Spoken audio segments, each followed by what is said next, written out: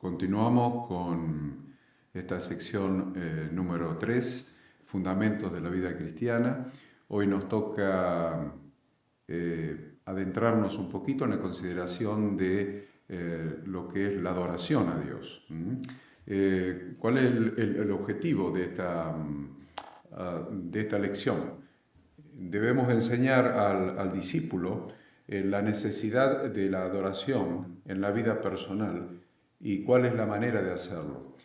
En otra lección, más adelante, vamos a estudiar la adoración congregacional.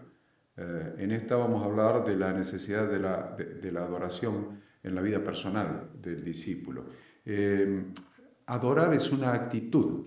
Adorar siempre es una actitud física y también puede ser espiritual, que significa reverenciar con sumo honor y respeto a Dios. Adorar es una expresión del temor de Dios, es rendir a Dios el culto que le es debido a Él.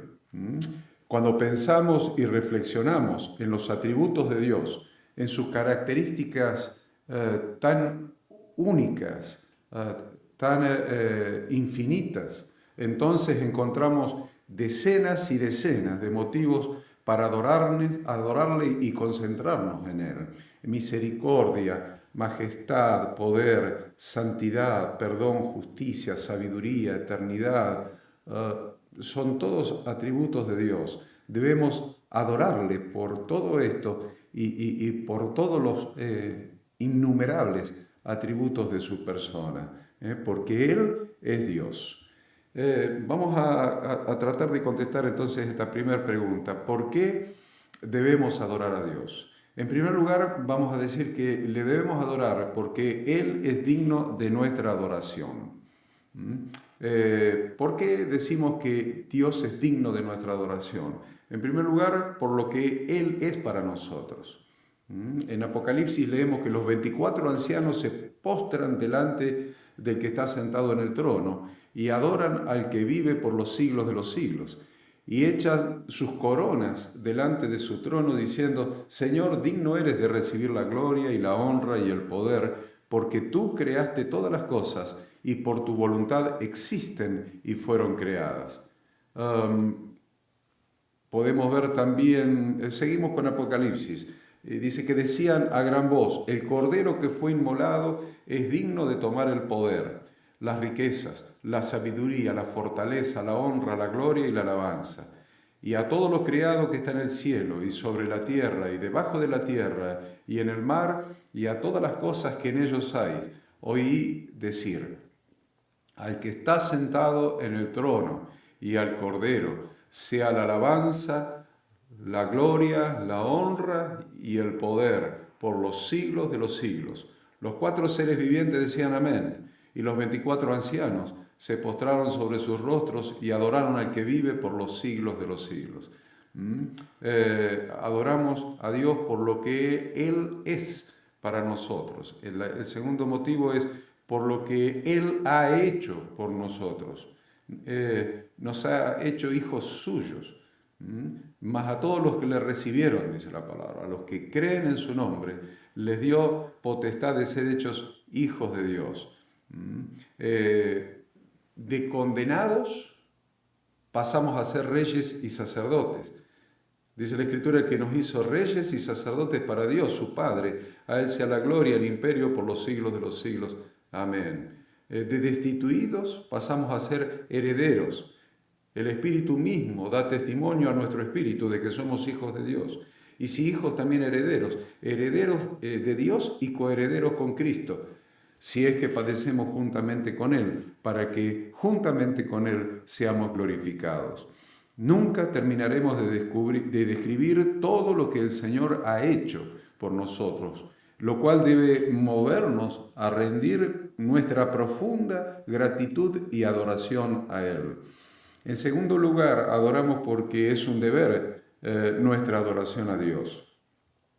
En primer lugar, lo demanda su persona.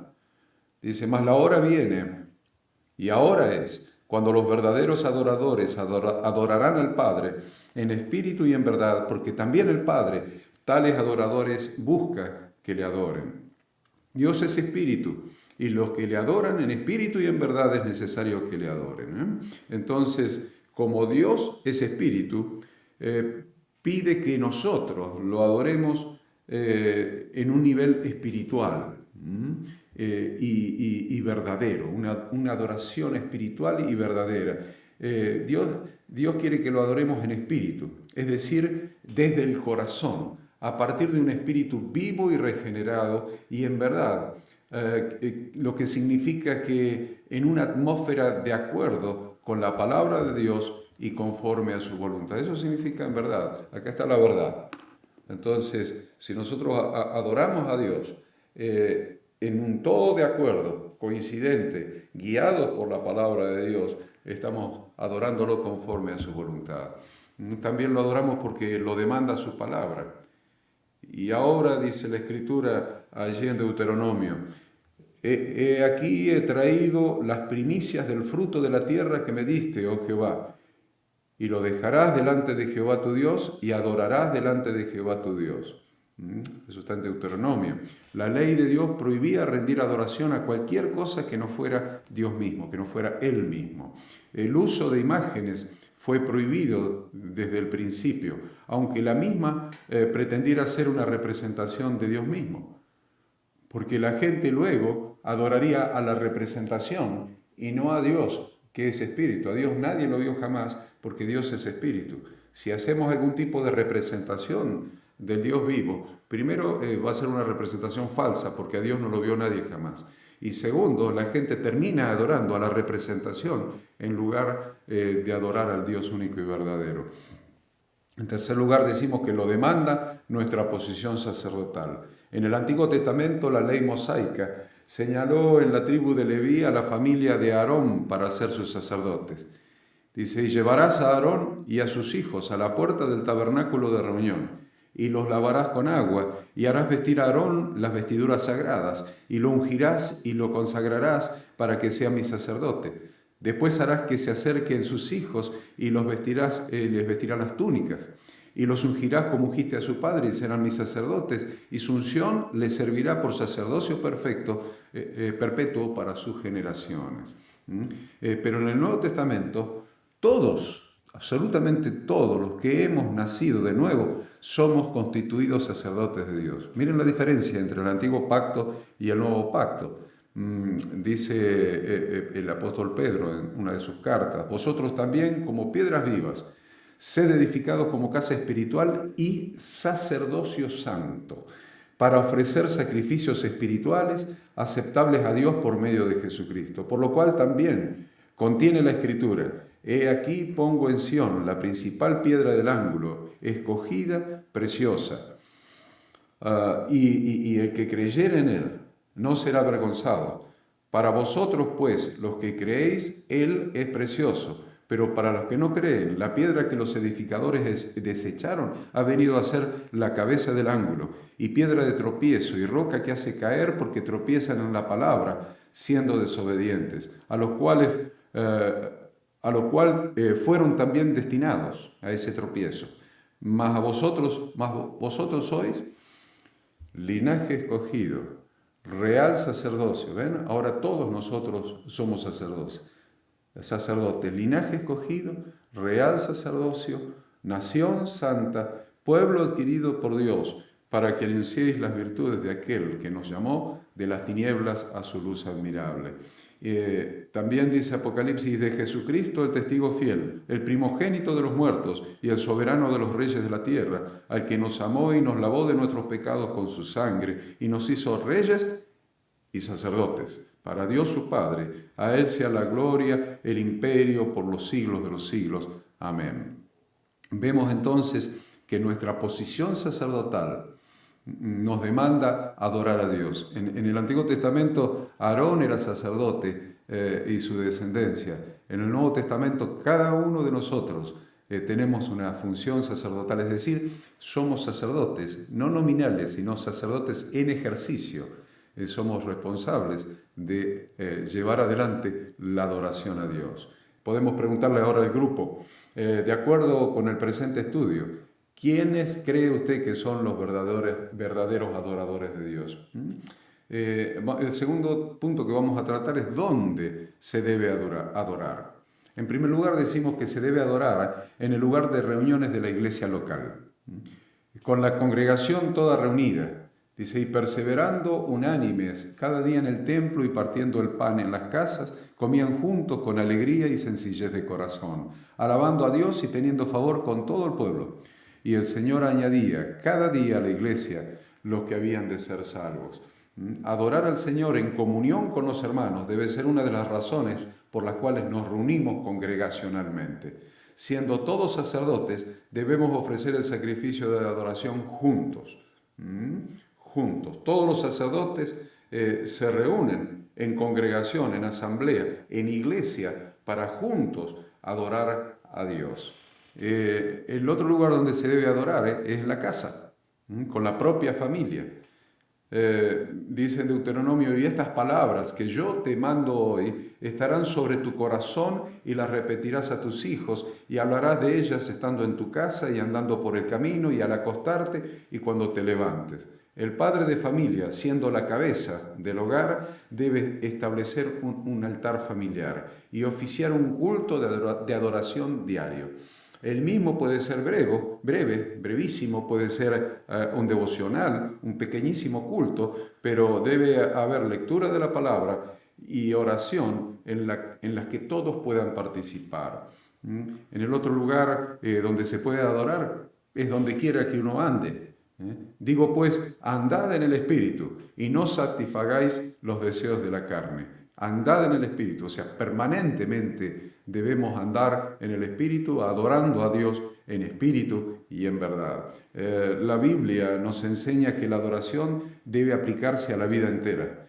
No está limitada al tiempo mismo del culto con el resto de la iglesia. Si andamos en espíritu, estamos reconociendo la presencia santa de Dios en forma permanente, porque dice la Escritura que todos los que son guiados por el Espíritu de Dios, estos son los hijos de Dios.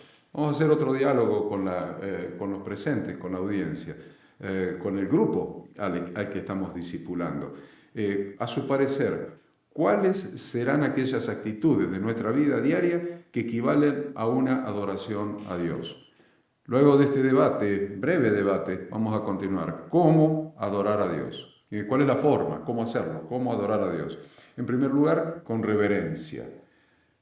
La Escritura dice, venid, adoremos y postrémonos. ¿Ven? Hay una actitud de reverencia. Venid, adoremos y postrémonos. Arrodillémonos delante de Jehová nuestro Hacedor. Qué interesante, postrarse, arrodillarse, inclinar el rostro, cerrar los ojos, levantar las manos. Son todas actitudes físicas que implican reverencia a Dios, reverencia que implica también adoración. No nos olvidemos que la adoración es una actitud física y o espiritual. Debería ser dentro de lo deseable las dos cosas en conjunto. Eso lo decía el Salmo 95:6. La iglesia en la que no se cultiva y no se mantiene un ambiente de reverencia estará en falta en la adoración verdadera. Y sus miembros reflejarán esto en la falta de vitalidad, falta de crecimiento espiritual. Llegar tarde a las reuniones de la iglesia, no venir con el corazón preparado para adorar a Dios, distraerse o conversar durante los servicios, mirar los mensajitos del teléfono celular, son factores negativos en la adoración. Justamente es la actitud contraria a la adoración. La segunda manera en que debemos adorar a Dios, según la Escritura, es con sacrificios. En la adoración, bajo la ley mosaica, el sacerdote siempre se presentaba con algún sacrificio. Bajo la gracia también adoramos por medio de sacrificios espirituales. Si no, veamos al apóstol Pedro diciendo, vosotros también, como piedras vivas, sed edificados como casa espiritual y sacerdocio santo para ofrecer sacrificios espirituales aceptables a Dios por medio de Jesucristo. Entonces vamos a hacer un ejercicio ahora con el grupo de discipulado. Vamos a ver cuáles son esos sacrificios. Por ejemplo, vamos a ver Romanos 12.1. Entonces cada uno va a tomar su Biblia, va a buscar Romanos 12.1 y va a ver cuáles son esos sacrificios que debemos ofrecer a Dios. Después vamos a ir a Hebreos, capítulo 13, versículos 15 y 16. Hebreos 13, 15 y 16. Y acá en Hebreos 13, versículos 15 y 16, se mencionan 3 sacrificios. Entonces, tanto Romanos como Hebreos nos está hablando de sacrificios para presentarnos delante de Dios en una actitud de adoración, en una adoración profunda, en espíritu y en verdad. Y simultáneamente vamos a memorizar un texto. Vamos a memorizar el texto que se encuentra en Juan 4:24. Así nos vamos con parte de la palabra de Dios sembrada en nuestra mente y en nuestro corazón. Dice así el texto: Dios es espíritu y los que le adoran en espíritu y en verdad es necesario que le adoren. Vamos a repetirlo: Dios es espíritu y los que le adoran en espíritu y en verdad es necesario que adoren. Dios es espíritu y los que le adoran en espíritu y en verdad es necesario que adoren. Vamos a tomar una tarea para que todo el grupo la haga durante la semana. La tarea es establecer un altar familiar ofreciendo un culto de adoración diario, tomando en cuenta lectura de la Biblia, oración y eventualmente algún canto, alguna canción, alguna alabanza a Dios. Puede ser media hora y durante un tiempo de descanso. Qué lindo que lo puedan hacer, aunque sea que si no lo pueden realizar durante todos los días, aunque sea que lo puedan hacer algunos días en la semana. Es un buen desafío para intentarlo.